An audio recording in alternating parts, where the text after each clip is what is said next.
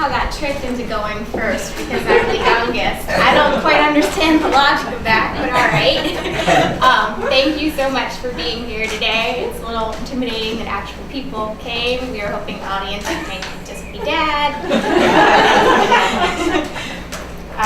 But anyway, it's a real honor to be here today with my mom and my sister, and thank you so much for coming. This first poem is called Negative Space. Do you remember yourself a child unable to sleep in the wiry spring air? The night warm enough that mother cracks open the window, lets in the night sounds, the smell of mud and violets, at least until you fall asleep. The day's still short, you lie in darkness at 7:30, too young to read by flashlight or moonlight. Instead, you strain to hear the grown-up voices, rattle of ice cubes, a door that opens and shuts, your whole body beating in your chest when the voices rise. But most nights the words stay soft, cease even, the only sound cars cresting down the hill, past the Lanigans, then Nancy's, then yours. In a few years, you will associate these sounds with the bright shapes slipping into your window like thieves. Not shadows, but the absence of shadow. Thieves flashing noiselessly across the walls, darting behind your bed with shutter-sharpened knives, then disappearing into the corner, one after another, like thieves who rob you of nothing, just the long-ago spring night, the small, still body in the bed.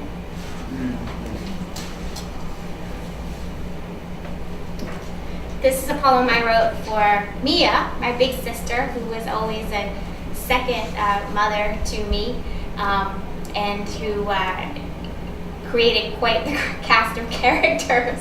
That was really only the tip of the iceberg. She actually had an entire convent that she used to entertain me. On summer days when Mother was upstairs writing, she was always writing book reviews and essays, and Mia would babysit me, and she would come up with all of these characters who entertained me. And she told me all kinds of things that I always remember and recite to myself. And this was something that she told me when we were in Ocean City, that anything that I lost in the ocean, because when you're a little kid and you lose something in the ocean, you're very upset, would actually float over to China, and there's a little girl in China who would collect all of these things and play with them and be very happy that I lost them in the ocean. The girl in China, for Mia. Always the ocean's soft fingers beckoning to my pink jelly shoe, the inner tube, my sister and I watching them float past the bravest swimmers. She'll find them, my sister says, the little girl in China who walks upside down by the shore. All day I dig a hole by our blanket. My father smokes and reads. Mother winds her long hair in a bun. My brother finds a horseshoe crab and a girl my mother doesn't like. Grandmom and Granddad argue under the umbrella. Go shit in your hat, Willard, she tells him. That really happened. How much should I charge people to go down the hole to China? I asked my sister. But the girl she was had already fallen in. Everything was already floating away. My grandparents and the old tension that spawned us, the horseshoe crab, my father's cigarettes, even my mother's long hair flowing out over the waves. Little girl, do you still keep your backwards watch, growing less lonely, more secure with each low tide? Little Chinese girl, you must be a woman now too, clutter of love tangled like seaweed at your feet.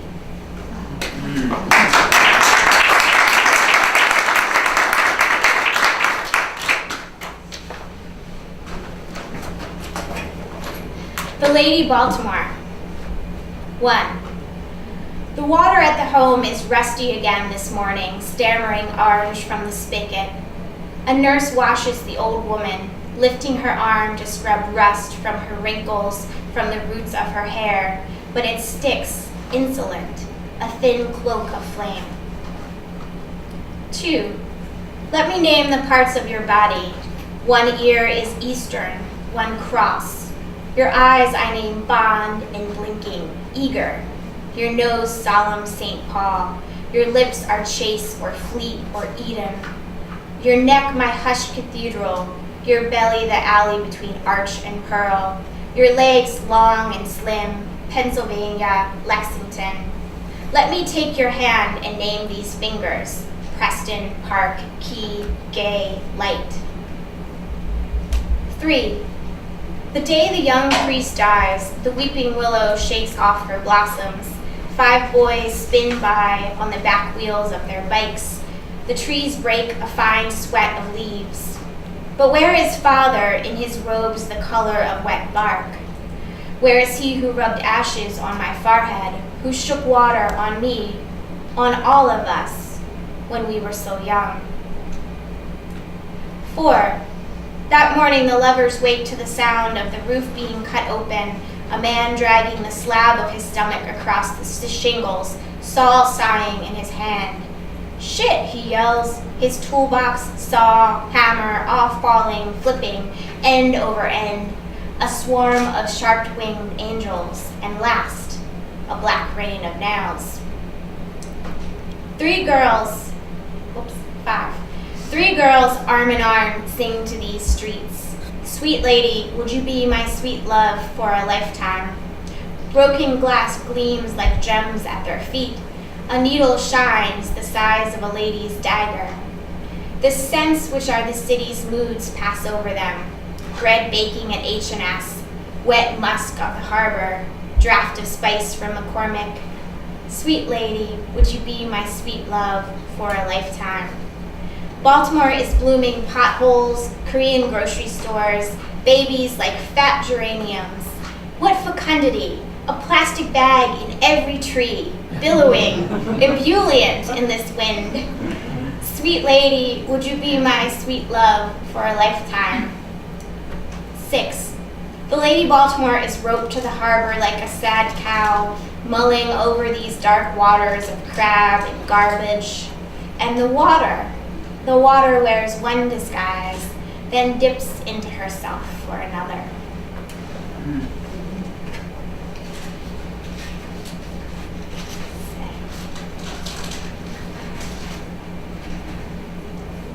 I read 2 more. Song.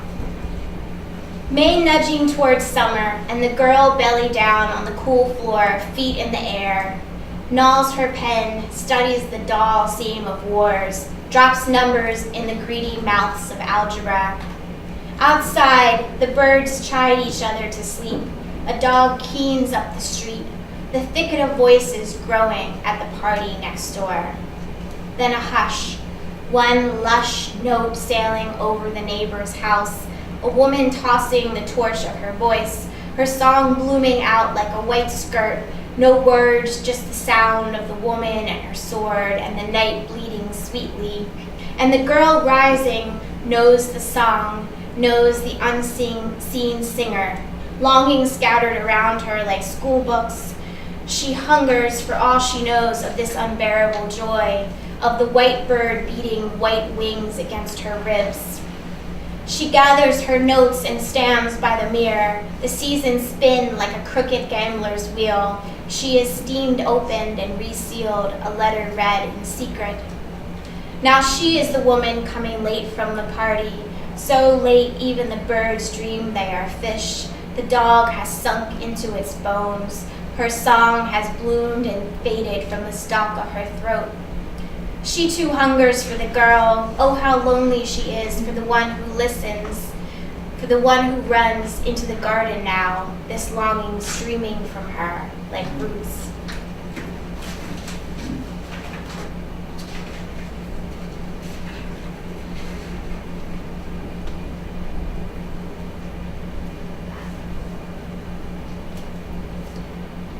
My last poem. And this was inspired by my dad's parents, my grandmother and grandfather, my Scharper side. Someone at night had been mailing away words, and the woods around their home grew thicker. In the morning, looking out the window, he drank coffee, searching the trees for a glimpse of the bird he heard singing. His wife took her coffee black. This was one way she watched her wait. These were the kinds of words that remained. They still ate eggs and toast for breakfast, but they only spread their bread with jam. It was strange which words had been sent away. They spoke of eczema and hollandaise. They had a declawed Himalayan cat, but some once familiar words were gone. After all these years, there is no word for how they felt. They said only what was left to say. On rainy days, my mother cried tea with milk. We fell in love in a clock during the fire. When the children were young, we kept them in books. It was always sunny.